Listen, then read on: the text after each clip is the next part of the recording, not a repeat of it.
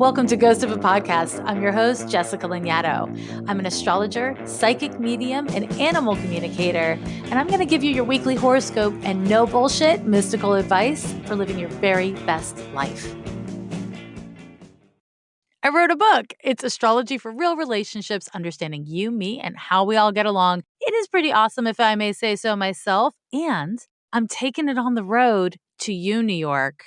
That's right. I'm going to be in New York February the 12th through the 18th, and I've got a bunch of events scheduled, and I hope to see you there. Go to my website at lovelanyadoo.com/events, and the link will be in show notes to see which event you want to come to. Also, Bay Area, I got stuff planned for you this spring. Check out lovelanyadoo.com/events to learn more. Lovers and haters, I have a fantastic question this week from someone named Loyalty. And she says, I've been told by many people in my life that I can only see black or white and that my expectations of others are too high. Past lovers have said that I can be extremely specific, too intense, and that I basically want to date myself. Personally, I find that I lose myself, get overwhelmed, and even obsessive in romantic relationships. I expect a loyalty and honesty that others just can't uphold. I didn't have the easiest childhood mentally, and I have worked hard on my self-growth for many years. For as long as I can remember, all I've wanted was to be with my soulmate. Is the universe a better place if I stay single? Am I meant to walk the earth mostly solo because of some karmic debt? Thank you, Loyalty. And Loyalty was born May 28th, 1988 at 7:53 p.m. in Secaucus, New Jersey, and I apologize to all the Secaucians if I've said this wrong because I feel pretty confident that I've said it wrong. Okay, so there's a lot to unpack in this question, but Loyalty, let me tell you something straight out the gate. Your description of both how you experience yourself and also how other people have described you is textbook Pluto. It's just textbook Pluto. You've literally used all the key words and all the key descriptions of a strong Pluto placement in the birth chart. And I want to share this with you for a couple of reasons. One is if you just listen to that question and you were like, that's me, you too probably have, I would say most likely have, a strong Pluto placement, which is to say Pluto in a difficult aspect to a personal planet or on an angle in the birth chart. And again, I'm going to get right to your question here, Loyalty, but interesting factoid about astrology is that when we are speaking, when we are describing ourselves, whether it's our internal experience or our life experiences, what we're doing is we are embodying and describing parts of our birth chart. And so each planet and even each zodiac sign has language that is classic of it, that describes it. What you can do over the course of time is hear different planets speaking. So you can know what part of the birth chart an individual is describing of themselves. If you are practicing astrology with the hope and intent to counsel other people, this is a really valuable thing to notice. How we articulate individual planets in our birth chart has a lot to do with where we're at in the evolution of our embodiment of the lessons of that particular aspect in the birth chart, whatever that is. And I share this because, as I said, Loyalty, even the sign-off name that you've chosen, Loyalty, very Plutonian. And in fact, you have a Pluto in Scorpio, and Scorpio is ruled by the planet Pluto.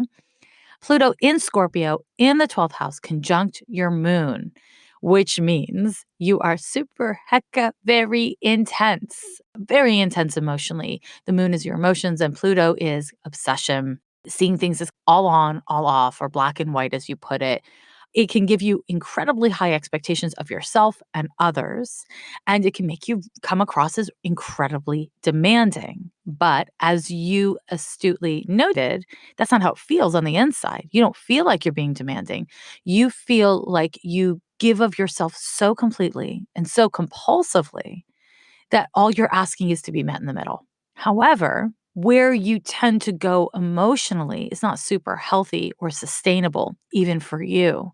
And so when you're asking people to meet you in the middle, it's actually not a healthy or safe place, even for you to be. But your fears and your compulsions kind of go into survival mode, making it really hard for you to see that in the moment because you're so busy defending yourself, keeping yourself safe.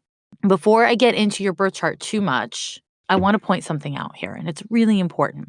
You did a very good job of actually sharing and reflecting your self-awareness, right? You've obviously done a lot of work on yourself that you can hold space for other people's experience of you and your own experience of yourself in such a clear way. So good on you, girl.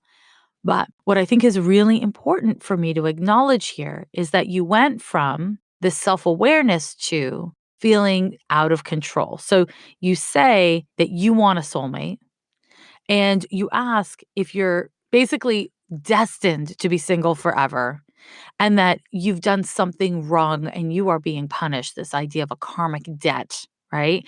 So you've got this idea of a karmic debt. I've done something wrong. I want a soulmate more than anything, but I seem to be trapped. I seem to be punished.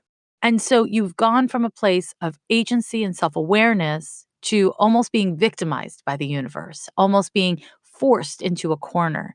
And this is very human and very normal. I'm not trying to be critical of you, but I want to just reflect back to you that there's this agency that you hold over your own self, your choices, your relationships, and then this sense of it doesn't matter what I do. And I want to tell you, it does matter what you do. There is absolutely hope for you. In fact, you have 4 planets in the 7th house, and the 7th house in astrology is the place of partnership. It's close, intimate relationships. There is absolutely no indication here that you are, quote, supposed to end up single or that you have to be alone. However, darling, that feeling that you have of being alone, no matter what you do, of people not doing the right thing by you, people never being good enough, essentially, and never meeting your expectations, that is something that you have to work with. Now, I didn't say work on. You have to work on it too, yes. But it is something to work with. There are several things in your birth chart, not just the Pluto moon conjunction in the 12th house, although that, my dear, is a big one. There are several things in your birth chart that indicate that you have a deeply spiritual sense of being alone. Your internal world, your emotional and psychological world are so intense and so loud that it can distract you from the material circumstances that you're in and make those material circumstances more dire feeling. That does not mean that you are in any way doomed or that you're broken or anything like that. All that it means is your wiring is intense. That's all. It means you're intense. And, when we have a sensitivity to, I don't know, dairy, it's not because you're anything other than lactose sensi. Maybe you're lactose intolerant. I don't know. So what do? You eat pizza? You put milk in your coffee? No. Instead, you try to avoid dairy, right? Or you're going to be uncomfortable or very sick, depending on your body. Same thing is true with emotional or psychic or psychological sensitivities. If you can just accept that you're sensitive, then that means you need to do things behaviorally, psychologically, to support that intensity. I want to really ground you into, now that I've just taken away this idea that you're like destined for solo life, and I want to take away the idea that you don't get a soulmate if that's what you choose. I have talked about the concept of soulmates on the podcast before. I am not a huge fan of the idea of a soulmate.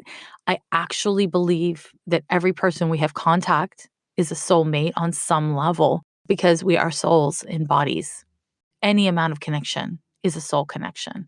Uh, so that's my kind of like hot take on that. When you say soulmate, you mean a deeply spiritual connection or a deeply felt connection with someone that you can have a long-term committed close relationship with, right? So to that I say yes, you can absolutely have that. But let me tell you what having a soulmate isn't. It isn't having someone who can read your mind.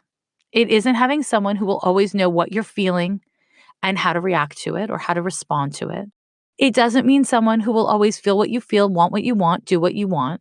And the truth of the matter is, when you have a Pluto moon conjunction, that can feel like being abandoned or being harmed. It is essential that you find a way to take responsibility for the intensity of your emotions without feeling resentful about it, without feeling like taking responsibility for yourself, for how you feel, for your own intensity is not a punishment. And it's not a sentence towards being isolated. It isn't. It's simply your lactose intolerance, AKA your nature. It's just a sensitivity that you have. And if you can accept it, truly accept it, you can start recognizing when you're getting all riled up. So, as an example, when you have someone in your life who you're starting to date and they say they'll text you at 5 and it's 5:30 and they haven't texted you, your Pluto moon conjunction will start to compel you to feel like that is a massive rejection. Maybe you're going to start insta stalking them. Maybe you're going to start obsessively, compulsively researching why this is and decide either it's something very wrong with you or something very wrong with them. And the thing that's complicated about that is it could simply be that you are not compatible, that they're the kind of person who throws around promises and doesn't really mean it. And that's not about anything other than they are not the right kind of person for you. Or something could have happened. Shit happens. Life happens. Recognizing, oh shit, somebody has made me a promise and I take things incredibly literally and seriously. And I'm starting to spin out because they are not doing what they said they would do in the way I understood it, right?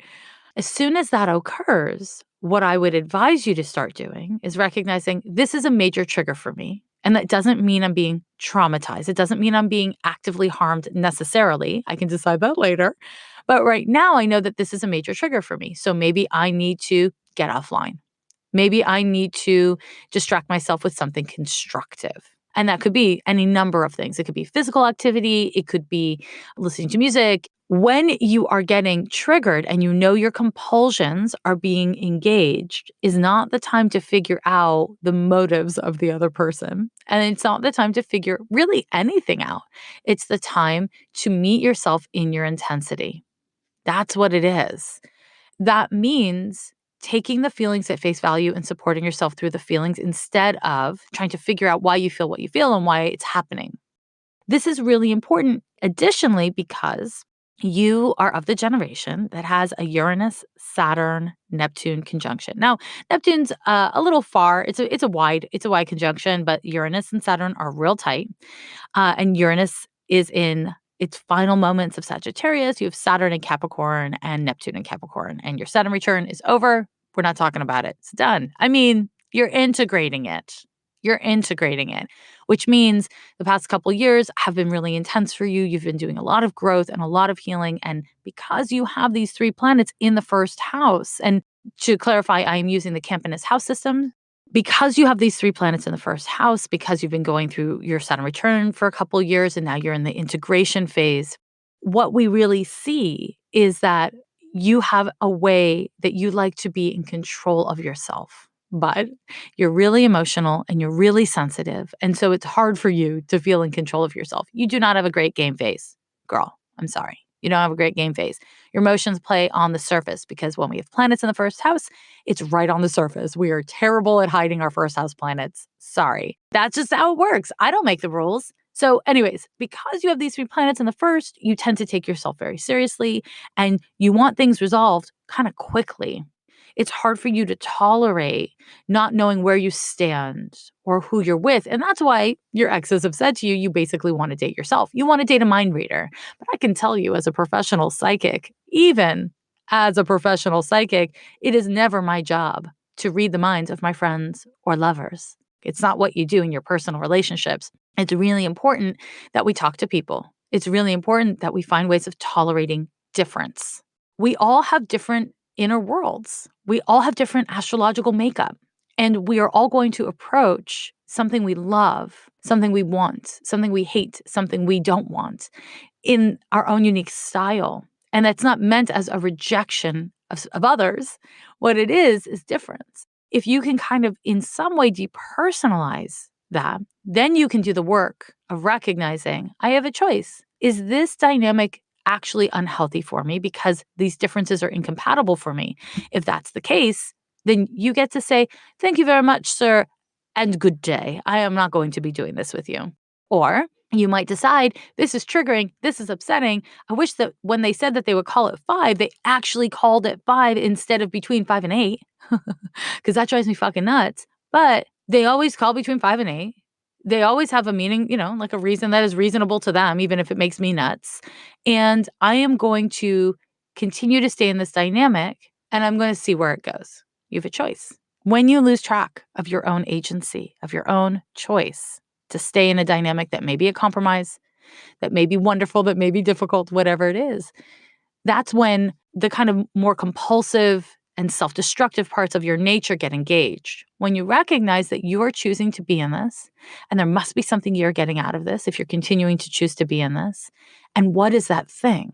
That's where your compulsions get a little smaller, a little less loud, and your access to your own healthy inner resourcing and maybe the external resources you've put in place become a little more accessible. You can use them more gracefully. And that's what it's all about, my friend. That's what it's all about. So you also have a Uranus-Venus opposition in your birth chart. Uranus is also opposite Mercury. And let me tell you what that means. It means a lot of things, but it does mean that you are restless. You are not patient. You do not have a patient bone in your body, sir. Not at all. And that paired with compulsion can mean that you say, probably very eloquently, what you're thinking when you're upset without a great deal of forethought of what the impact of sharing that is. Again, it can make you come across as pretty damn demanding. And so I want to share something with you. There's what you want to say to get off your chest because you know you're right and because you've thought this through and you have access to a really incisive insight. And then there's what you want them to hear. You can break down in great detail how they've done something wrong and how hurtful it is and where you've come from and how come it's so important that they are more respectful. You can do that. You'll be right, but you will have alienated that person and they will have not heard what you're saying. Because when we come at people with great intensity, they generally only feel that intensity and they're not able to hear the words because they're emotionally responding to feeling aggressed upon or criticized or whatever it is. What you want to think about is, okay, I'm so upset. I'm so upset. And I can tell my dear diary and my best friend all the things that I'm so upset about. But what I need this person to hear is, I trust you. And when you give me your word that you're going to call me at 5 and then you don't call me till 7, it makes me feel like I can't trust you. Can you be more intentional with what you say to me because I'm a literal person? Maybe that's what you actually need them to hear, not all the deep and intense things that you're feeling and why it's important and why you're right and why they're wrong, which is a little bit your compulsion. Pluto wants us to do stuff like that. But being mindful about the difference between what you want to get off your chest and what you want the other person to actually hear is a very valuable relationship skill that can help you long term. Recognizing that there are times at which you're not able to process with someone else because you're too riled up in yourself. That's okay. It doesn't mean that you're going to be alone. It means it is wise and healthy to say to yourself, I need to be alone with myself so that I can find my truth and figure out what I'm feeling and figure out within that what I need to communicate to my dear diary, my shrink, my bestie, versus what I need to communicate to this person I'm dating.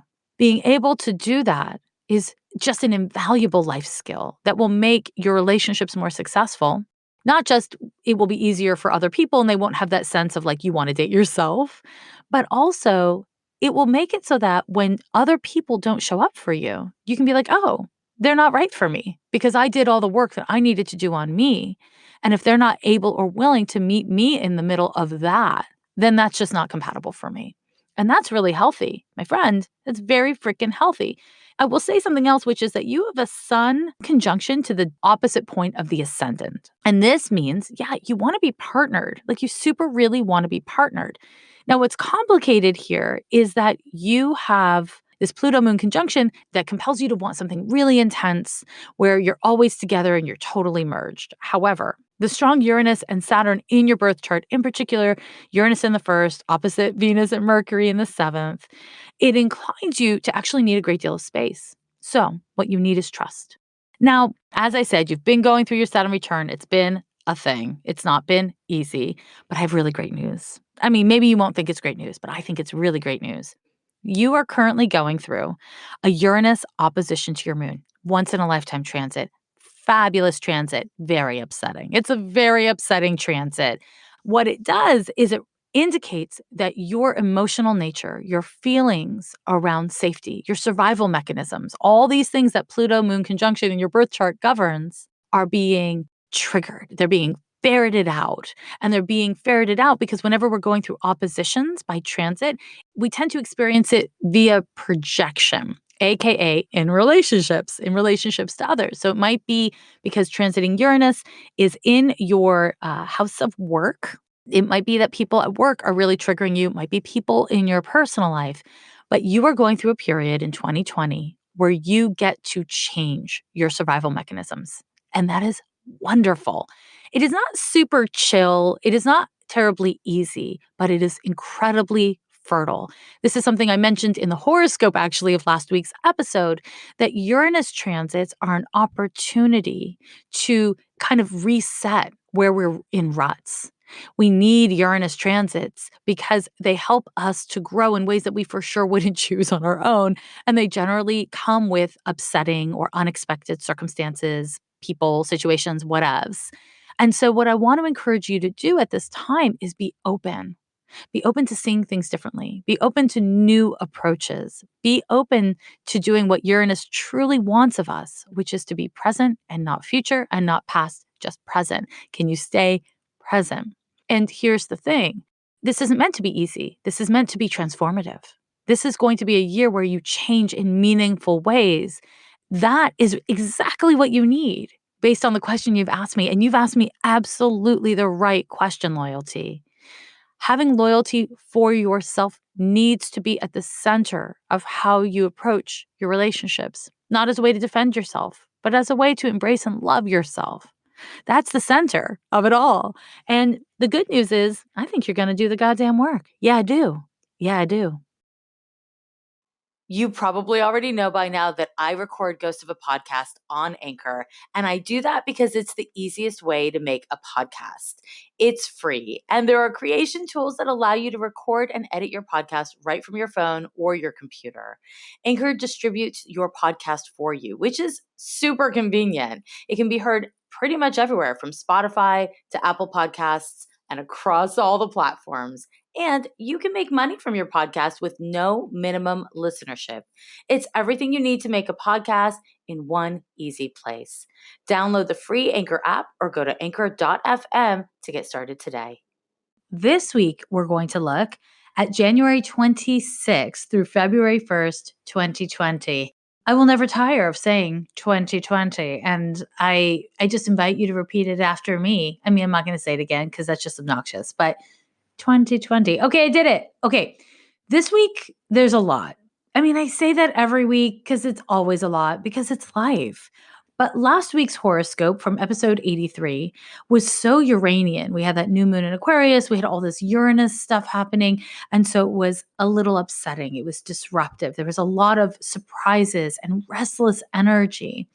And that brings us to this week, where we have a lot more Neptunian energy. So before I get into details, I just want to take a moment to talk about these two planets, Uranus and Neptune. They experientially both govern anxiety, but really different kinds of anxiety. Uranus is your nervous system. It's that nervy feeling of being distracted or restless. It governs like ADD stuff or ADHD stuff. Neptune is also anxiety, but it's much more panic attacky. In fact, it governs anxiety disorders. Neptune anxiety is a kind of worry fueled anxiety. What will happen? Am I going to be okay? Am I okay now? Kind of sky is falling feelings. Both of these planets govern anxiety, but in really different ways. And I want to name this for a number of reasons. One is because to have 2 weeks in a row that are so heavily influenced by each of these planets, one at a time kind of thing, is likely to really mess with your anxiety level. And if you are more susceptible to Uranian energy or Neptunian energy, is specific to you and your birth chart. However, when we are talking about transits that are impacting all of us and the world around us, it's really not just about you, is it? Because if you're not especially impacted by, let's say, Uranus, this kind of like restless, distracted, nervous tension kind of energy. But everyone on the road who's driving their cars is going through it. Well, you're going to have to deal with it one way or another. Or maybe everybody at work is dealing with it. Or maybe your partner cannot get off their damn phone because that's how they're coping with mental anxiety or mental restlessness. Similarly, with Neptune stuff, as we're about to see this week, when you're dealing with Neptune energies, when you're dealing with an anxiety that makes you uncertain of who you are, where you are, what's up, when that's happening, what can also happen is you are dealing with people who are acting weird. They're not being clear, they're not being consistent, they're responding to you in an odd way, and that's because they're going through transits too. We're all in this together, like it or not. Even the people you look up to or you rely on to be your wise counsel or your sense of direction, your mentors, everyone's going through this. So, what I want you to do this week is pay attention to not just how you're feeling, but how you are reacting to how other people are being weird, because it's likely to get a little weird. People respond to Neptune energies in their birth chart and by transit by being a little weird. And it's because it impacts our internal world so meaningfully that it's hard to be completely focused on the external world, which means you might miss things, you might misinterpret things, you might be a little out of step with things. And that's just how it goes. So have patience, offer the same grace to others that when you're feeling off, you wish you could get. And know that when you offer grace to others, when you are kind or generous or choose to not take things personally when people act messy, even if they don't offer that in return to you, it makes your own life easier to bear. And if people aren't capable of offering that in return to you, then you have valuable information that you can and should use moving forward in your relationship to them. Adjust your expectations, adjust what you give, adjust the energy with which you give it. However, don't compromise yourself because someone else doesn't live in a way that you think is especially healthy or wonderful. Like, don't be a dick because you're dealing with a dick. That's not great. Instead, be the person that you intend and hope to be, whether or not it gets you points or it's being reciprocated. It doesn't mean eat shit. It doesn't mean consent to dynamics and situations and relationships with people who aren't healthy for you, who can't meet you in a healthy way. You do you, and if you find that it is not healthy and right for you, then move it along. This week is a particularly meaningful one for this thing that I will talk about a lot. Do not process with people you do not trust. That's right. Don't have heart-searching, meaningful conversations with people that you don't trust. Once someone has truly compromised your trust, who's proven themselves to not be reliable or trustworthy, my friends, then don't keep on trusting them with your thoughts and feelings. How's that going to go? Right? This kind of brings us into the astrology of the week. So again, it's January 26th through February 1st of 2020. And the first transit of the week, Venus square Mars, is a transit that unless it's directly hitting your birth chart, you're really not going to feel. It's quite lovely for provoking tension between what you want and how you're going to get it. So it's really fun for flirting. It can be really helpful for social interactions in general or for creative work in general. But Venus square to Mars is a really kind of a gentle pitch from the universe. So you're not going to necessarily feel it unless you choose to align yourself with it and really act on it. But it's fun, it's cute, it's fun. That said, on the 27th, we will have a Venus conjunction to Neptune, and you'll be feeling it on the 26th. It's just going to be exact on the 27th. Additionally, on the 28th, we have a Mars square to Neptune. Now, on both of these days, fate would have it that the moon will be in Pisces. Pisces is the sign that is ruled by the planet Neptune. So this is going to boil down to a lot of soupy, sensy energy. This is going to be the 26th through the 30th, just a lot of Neptune energy, which may translate very broadly to feeling anxious, feeling off, feeling uncertain, catching yourself fixated on things that are strictly out of your control, out of your jurisdiction. honestly. This period is likely to make you feel really sensitive, just really sensitive. So I'm going to give you some general Neptune advice, and then we're going to get into the transit specifically. General Neptune advice, general Pisces advice: make sure you're sleeping enough, make sure you're drinking enough water. Don't eat weird foods that you're like, is this actually a safe food for me to eat? Wash your hands. I said it. I'll say it again. Wash your hands. Neptune can kind of compromise the immune system. So you want to just take care of your physical health. Breathe. Remember to breathe and be responsible about what you consume. So it's a very normal anxiety response to stress to grab your phone or your device and obsessively scroll, obsessively look through it. Resist that impulse. Neptune wants us to gravitate towards whole foods. It wants us to gravitate towards yoga poses. It wants us to gravitate towards things that are simple and organic and whole. Unfortunately, when Neptune really rears its head, it can find us comparing ourselves to others, making ourselves feel terrible by focusing on what we don't have. So it's really important that you take a real conscious approach this week to taking responsibility for where you allow your mind and energy and attention to focus. Make as much effort as you can to tend to the needs of your physical body, because that makes it so much easier to notice when your spiritual or emotional life is off kilter, right? Because all of those things happen from within this meat suit that you are stuck in this lifetime. I don't know. Maybe you don't feel stuck in your meat suit. Maybe you like it.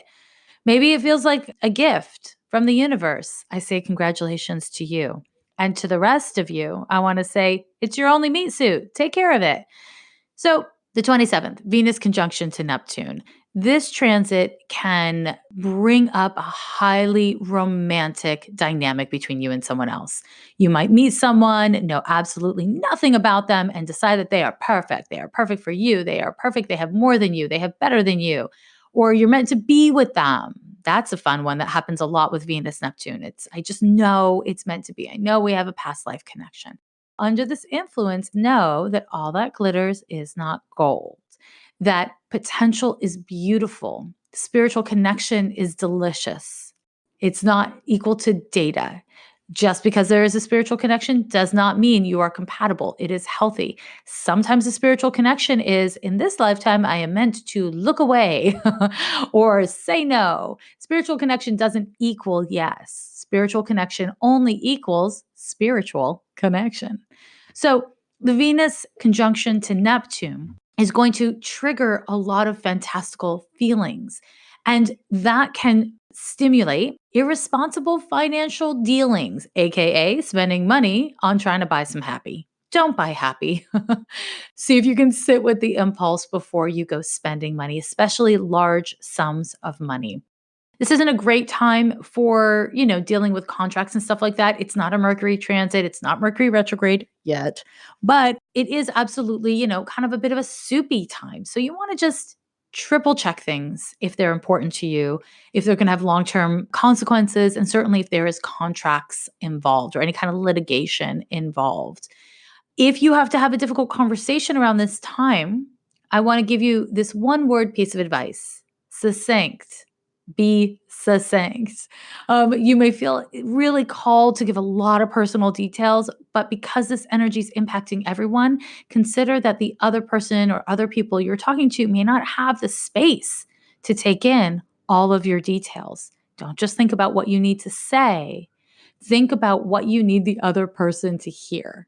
Will too many words or a particular tone of voice make it so that they can't hear what you actually need them to hear and what you're trying to communicate? Now, on the 28th, you will still be feeling that Venus conjunction to Neptune, but that's not all. Mars will square Neptune, and the moon will still be in Pisces. This particular transit is not fantastic for feeling physically strong. Mars-Neptune connections can make us feel just exhausted, really just off.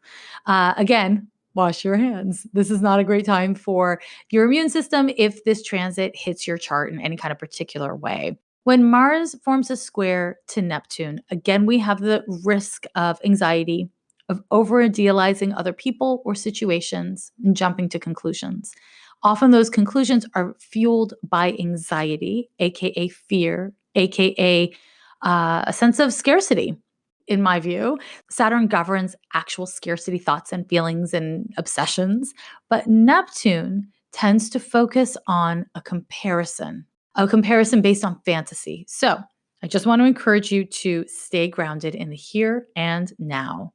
The positive of all this Neptune stuff is that it is excellent for getting aligned with your spiritual value system. If you are in a relationship or in a dynamic or situation where the thing you're doing, the thing you're connected to is inauthentic to you, you'll feel exhausted. You'll feel off. And that doesn't mean you'll figure out what to do yet. It doesn't mean that there's an answer associated with that. But being able to accurately identify a problem is essential in being able to find a useful solution, right? So don't look for answers. Clarify what is and isn't working, where you feel like you can be yourself and you can kind of honor your calling versus where you're phoning it in, where you don't feel free to be yourself, and allow yourself to be clear about that. Because it's Neptune stuff, you're unlikely to find the answers right now. Allow yourself to be present with what isn't working. And I promise it can and will lead to greater clarity after the transit passes, which is in a few days. So give it a couple days, but stick with it if you can. Now, again, Neptune stuff is good for spiritual investigation. It's also good for all kinds of creative arts, in particular music, creative writing, film, photography, that kind of stuff. And so if you're looking for a way to express yourself and words are failing you, get artsy.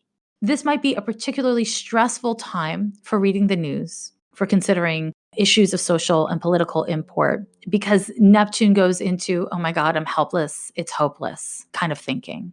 That's okay if you need to pull yourself back.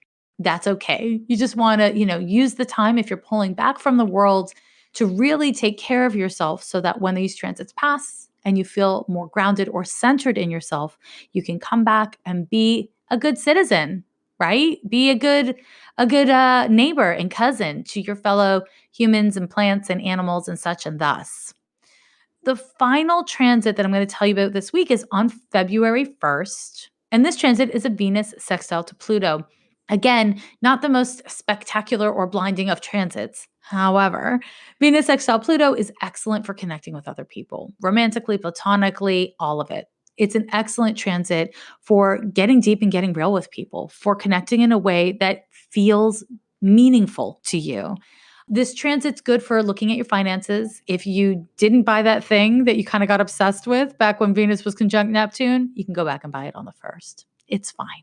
This is a good time for shopping. If you've got shopping to do, this is a good time for simply looking at your values. Really, Venus values. I'm obsessed with that connection. Finally, if you meet someone on the 1st and you're really excited about them and the vibe is really good, I would say that is exciting for you. It's a great transit for meeting someone new, but because it's so close to all this Neptune stuff, give it a minute. Basically, anyone you meet during this time, let it play out. Don't jump to conclusions. And in fact, you can assume that the conclusions you jump to are more about you and what you have a tendency to project than they are about the person that you feel so certain of or so hopeful about. So it's a great time for introspection. It's pretty good, right? That's your horoscope for the week. I hope I hope you take it all to heart. Maybe you put it in your planner, do some scheduling around it.